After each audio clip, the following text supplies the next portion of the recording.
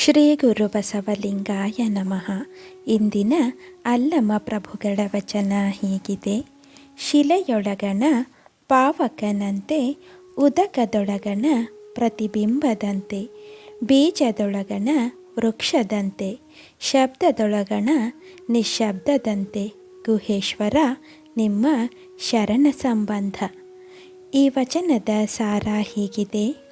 ಶಿಲೆಯೊಳಗೆ ಬೆಂಕಿಯು ಅದೃಶ್ಯವಾಗಿರುವಂತೆ, ನೀರಿನಲ್ಲಿರುವ ಪ್ರತಿಬಿಂಬವು ನಿರ್ಲಿಪ್ತವಾಗಿರುವಂತೆ, ಬೀಜದಲ್ಲಿ ವೃಕ್ಷ ವಿಸ್ತಾರವು ಅವ್ಯಕ್ತವಾಗಿರುವಂತೆ, ಶಬ್ದವುಂಟಾದರೂ ನಿಶ್ಶಬ್ದವು ಅಬಾಧಿತವಾಗಿರುವಂತೆ, ಪರಮಾತ್ಮನು ವಿಶ್ವಭರಿತನಾಗಿದ್ದರೂ ಅದೃಶ್ಯನು, ನಿರ್ಲಿಪ್ತನು, ಅವ್ಯಕ್ತ ಮತ್ತು ಅಬಾಧಿತನು ಆಗಿರುವನು.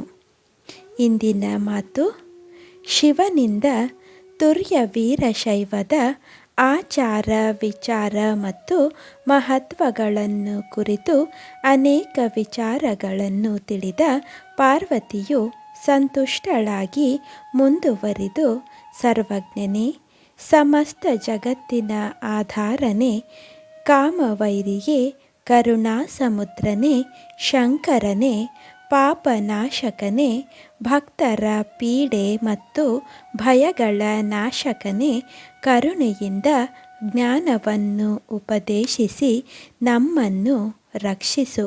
ಲೋಕೋಪಕಾರಕ್ಕಾಗಿ ವೀರಶೈವದಲ್ಲಿ ಇದಕ್ಕಿಂತಲೂ ಹೆಚ್ಚಿನ ವಿಶೇಷವೇನಾದರೂ ಇದ್ದರೆ ಅದನ್ನು ನನಗೆ ಹೇಳು ಪ್ರಭುವೇ ಎಂದು ವಿನಂತಿಸಿಕೊಳ್ಳುತ್ತಾಳೆ. ವೀರಶೈವವು ಹಲವಾರು ವೈಶಿಷ್ಟ್ಯಗಳನ್ನು ಹೊಂದಿರುವ ಒಂದು ಅತ್ಯುತ್ತಮವಾದ ಧರ್ಮ ಮಾರ್ಗ. ಇದರಲ್ಲಿಯ ಎಲ್ಲ ವಿಶೇಷಗಳನ್ನು ಸಾಧಕರು ತಿಳಿದುಕೊಳ್ಳಲು ಅನುಕೂಲವಾಗಲೆಂಬ ಭಾವದಿಂದ ಪಾರ್ವತಿಯು ಪರಮಾತ್ಮನಿಗೆ ಈ ಪ್ರಶ್ನೆಯನ್ನು ಕೇಳುತ್ತಾಳೆ. ಶರಣು ಶರಣಾರ್ಥಿಗಳು.